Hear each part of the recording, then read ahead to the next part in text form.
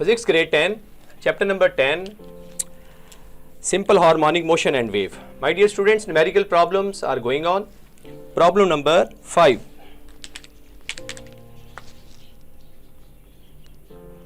According to this problem, 100 waves pass through a point of a medium in 20 seconds.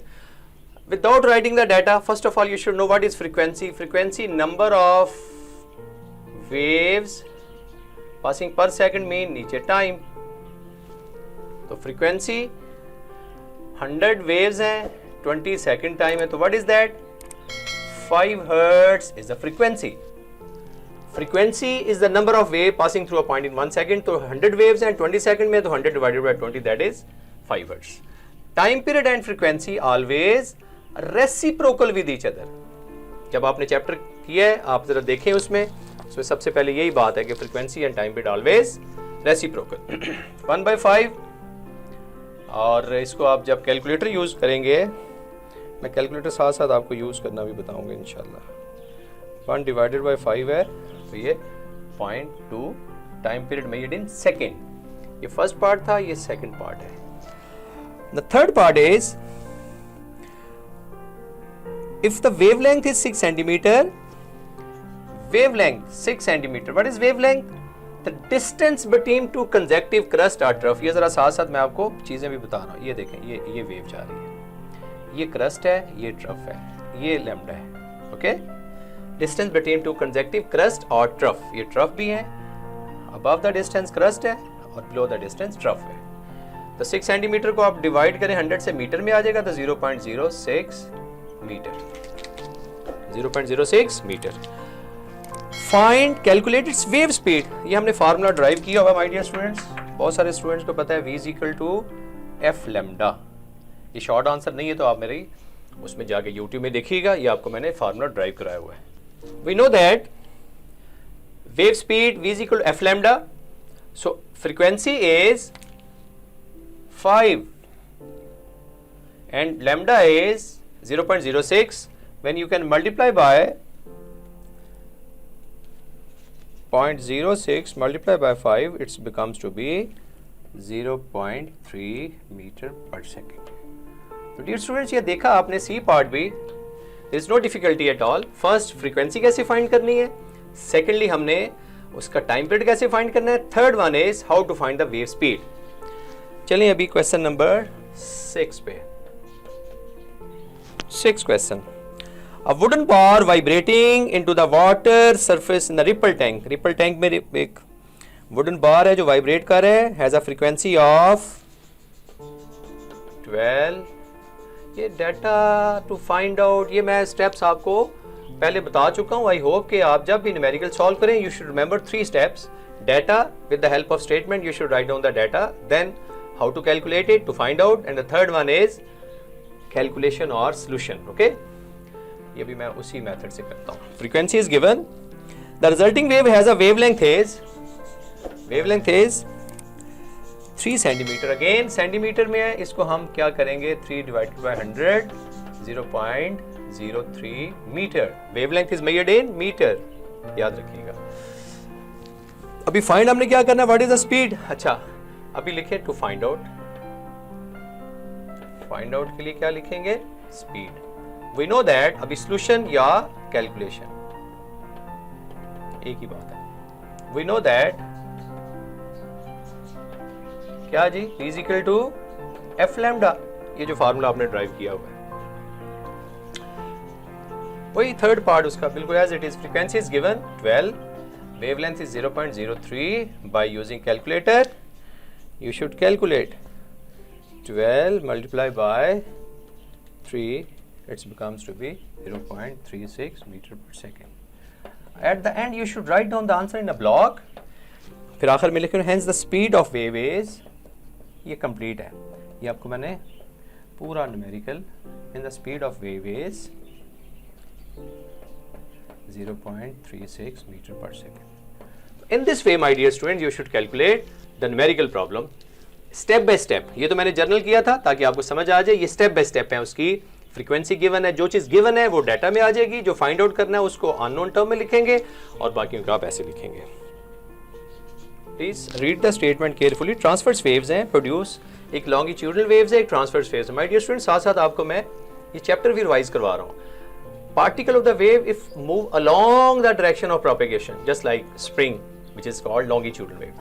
If particle of the wave perpendicular to wave है, ठीक है, string आप दीवार के साथ attach करें, उसको जर्क दें, that is particle of the wave perpendicular to the motion of propagation of wave, तो वो ट्रांसवर्स वेव। ये ट्रांसवर्स वेव्स हैं whose frequency is 190 hertz, data frequency 190 hertz है, okay, and travel along the length of the spring.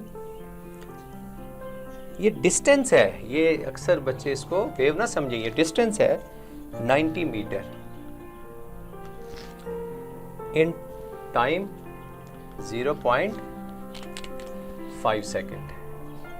ये तीन चीजें दी हुई है my dear student, frequency, distance and time. पहला पार्ट हमने क्या कैलकुलेट करना है, जरा एक एक को हम सॉल्व करते जाते हैं। पहला part simple, what is a period. Period जब फाइंड करना है टाइम पीरियड, तो frequency, time period and frequency always reciprocal, तो जब आप इसका रेसिप्रोकल लेंगे तो अक्सर ये बुक्स में ना आंसर जरा डिफरेंट फॉर्म में दिया हुआ है, आपने घबराना नहीं है, प्राइम मिनिस्टर वाला नहीं, वैसे घबराना नहीं आपने। ये तकरीबन बन गई मेरे पास वैल्यू, ये 5.2 10⁻³ है, लेकिन इसको आप अगर फ्रैक्शन में लिखेंगे, इसमें डेसिमल में लिखेंगे एक्सपोनेंट की बजाय, तो यहाँ के पास तकरीबन near about to be 0.01 second आती है, या 0.09 कर लें, एक ही बात है, लेकिन इसको आप इसी तरीके से लिख लें जो मेरे पास आंसर आ रहा है, 5.2 10⁻³ 10⁻³ ये करेंगे तो आप ऑटोमेटिकली वो ये सेकंड आ जाएगा। बुक में आंसर जो लिखा है उसके मुताबिक देख लीजिएगा, इसमें लिखा होगा 1 2 3 0.0 समथिंग, तो वो 0.01 ही आएगा तकरीबन, अप्रॉक्सीमेटली आप इसको 0.01 सेकंड भी कह सकते हैं, आप इसको जब एक्सपोनेंट रिमूव करके इसको लिखेंगे। बी पार्ट क्या कह रहा है, speed of the wave, wave की स्पीड फाइंड करनी है, लेकिन यहां स्पीड किस तरह फाइंड होगी, वेव इक्वेशन से नहीं, s equal to V T और v equal to s mean d/t, यहाँ पे डिस्टेंस उसने s की बजाय d लिया, ठीक है, तो v equal to d mean 90, time mean 0.5, तो आपकी स्पीड क्या आ जाएगी 90 डिवाइडेड बाय 0.5, ये 180 मीटर पर सेकेंड, ठीक है जी। ये आपकी स्पीड, अक्सर बच्चे यहाँ मिस्टेक करते हैं वेव स्पीड की तरफ निकल, नो, जब डिस्टेंस गिवन है, टाइम गिवन है, चूंकि लैम्डा तो गिवन ही नहीं है। आखिर में क्या कह रहा है, what is a wavelength, C part में कह रहा है वेवलेंथ फाइंड करनी है। अभी वेवलेंथ के लिए v is equal to f lambda लगाएं, क्योंकि v आपने फाइंड कर ली है और फाइंड करना आपने पहले लैम्डा, लैम्डा पहले फाइंड कर लेते हैं। फ्रीक्वेंसी गिवन है, स्पीड गिवन है, तो लैम्डा फाइंड हो सकता है ना, lambda is equal to v/f। v कितनी है जी 180, फ्रीक्वेंसी कितनी है 190, जब आप इसको सॉल्व करेंगे 180 डिवाइडेड बाय 190, तो ये पास आ जाएगा 0.947 है, तो इसको 0.95 मीटर कह सकते हैं। तो माय डियर स्टूडेंट्स, ये जो मैं सर्कल में किया है मुश्किल नहीं है, इट्स वेरी सिंपल, लेकिन प्रॉब्लम चूंकि ये एग्जाम में आया हुआ है, इसको आप गौर से समझिए। अक्सर यहाँ जो बच्चे मिस्टेक करते हैं ना, वो दिस वन इज, इस डिस्टेंस को वो वेवलेंथ, वेवलेंथ तो हमने फाइंड करनी है, डिस्टेंस एंड टाइम की बेस पे you can applying the v equal to d/t, ये फार्मूला, ठीक है। फिर उसके बाद जब आप v निकाल लेंगे तो f आपके पास है, तो लैम्डा आप यहाँ से निकालेंगे 10.8 problem. Water waves in the shallow dish is this 6 centimetre है, ठीक है जी। वेवलेंथ इसकी कितनी है 6 सेंटीमीटर है, इसको 0.06 मीटर कह लेंगे, ठीक है, okay. At a point water moves up and down at the rate of 4.8 oscillation per second. ये oscillation per second, cycle per second, hertz, these are all called as frequency. इन सारियों को फ्रीक्वेंसी कहते हैं, vibration isolation per second. Find हम क्या करने जा रहे हैं डियर स्टूडेंट्स, पहला पार्ट हम कहता है फाइंड करें, पहला पॉइंट जरा समझ लें, what is the speed of the water wave, speed of the water wave, we find करेंगे। तो v इक्वल एफ लैम्डा लगाएं, इसमें कोई ऐसी बात नहीं है। 0.06 4.8 आगे पीछे होगी कोई बात नहीं, कम्यूटेटिव प्रॉपर्टी है। 0.06 multiply by 4.8 becomes to be 0.28 something है, इसको आप 29 कह सकते हैं। ठीक है जी, अप्रॉक्सीमेटली, ठीक है, और राउंड ऑफ करेंगे तो ये आपका एक पार्ट आ गया। बी पार्ट देखिए जरा, B part dear students, what is the period of the time, period find करना है, period of the time, capital T find करेंगे, period of the wave, water waves. तो पीरियड्स का फार्मूला आई होप के सबको पता है, टाइम पीरियड 1/फ्रीक्वेंसी, फ्रीक्वेंसी को डिवाइड कर दें तो आपके पास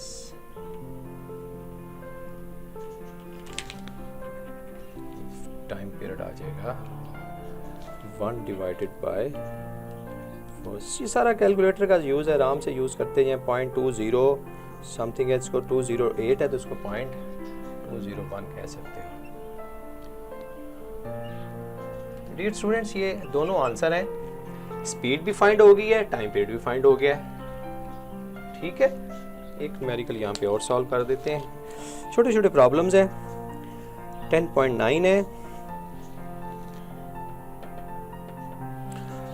कहता है जी at the one end of the ripple tank 80 centimetre across, अभी ये डिस्टेंस है 80 सेंटीमीटर, सेंटीमीटर को जब मीटर में कन्वर्ट करोगे 0.8 मीटर आ गया। ओके जी, फ्रीक्वेंसी 5 हर्ट्ज है। Okay, produce the wave whose wavelength is 40 mm, ये 40 mm जरा समझिएगा, अक्सर बच्चे मिलीमीटर है, ये 10⁻³ मीटर, मिली, माइक्रो, नैनो ये प्रीफिक्सेस हैं और मिली को हमने रिमूव कर लिया है। फाइंड क्या करना है, find the time of the wave, time of the wave हमने फाइंड करना है, लेकिन इससे पहले आपको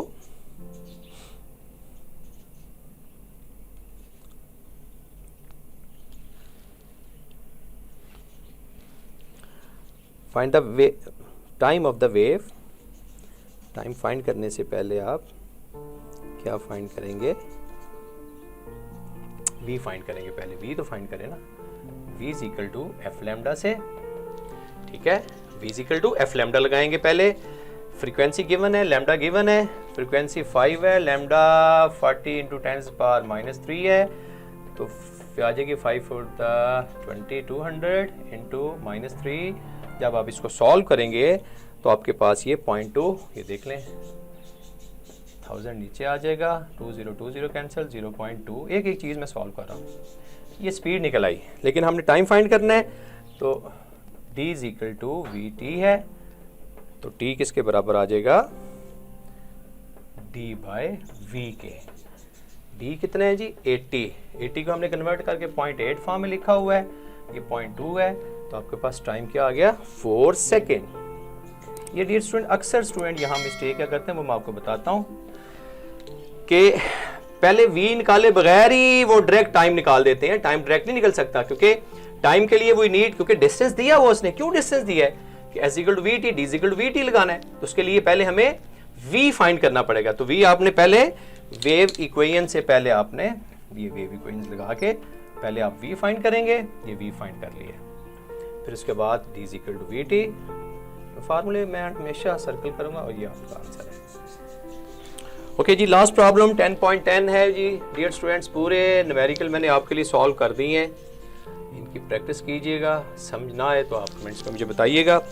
what is the wavelength of the radio wave, radio wave है तो ज़्यादा इसमें आम स्पीड यूज नहीं होगी, स्पीड ऑफ लाइट, स्पीड कौन सी यूज होगी, स्पीड ऑफ लाइट वाली, जिसको हम normally v replace by c, और ये c की वैल्यू आपने 3 × 10⁸ मीटर पर सेकंड की फॉर्म में है। ये दी है या नहीं दी आपको पता होना चाहिए। और इसमें उसने दी है जी रेडियो वेव से ट्रांसमिट हो रही है FM स्टेशन से, वेवलेंथ गिवन है, frequency of 90 megahertz. What is the wavelength? Radio wave है जिसकी फ्रीक्वेंसी FM पे 9, फ्रीक्वेंसी 90 मेगाहर्ट्ज। मेगा पता क्या होता है?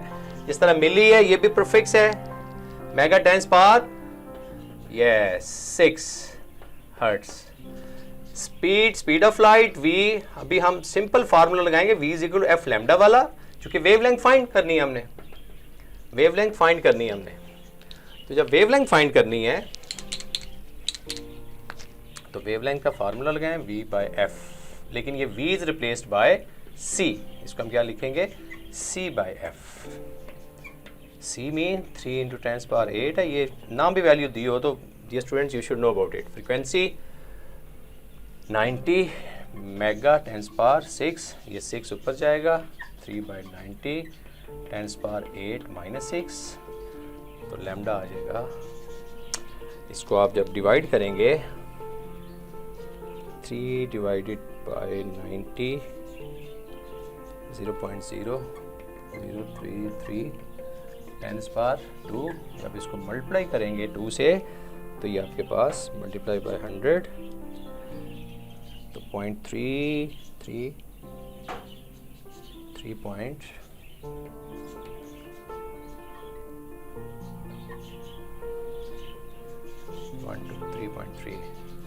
3.33 मीटर। दोबारा समझे, चूंकि ये इलेक्ट्रोमैग्नेटिक वेव्स हैं, ठीक है, रेडियो वेव इलेक्ट्रोमैग्नेटिक वेव्स होती हैं, इनमें नॉर्मल स्पीड यूज नहीं होती, इनमें स्पीड ऑफ लाइट यूज होगी, ठीक है। ये नंबर पॉइंट। एक फ्रीक्वेंसी दी हुई है, लैम्डा हमने फाइंड करना है, तो फार्मूला वही लगेगा v = f lambda, but v is replaced by c। v c के साथ रिप्लेस करेंगे तो आप फार्मूला ऐसे अप्लाई करेंगे। और आखिर में हिंस था wavelength is this, radio wave is this. Answer आपने खुद लिखना है। Thank you.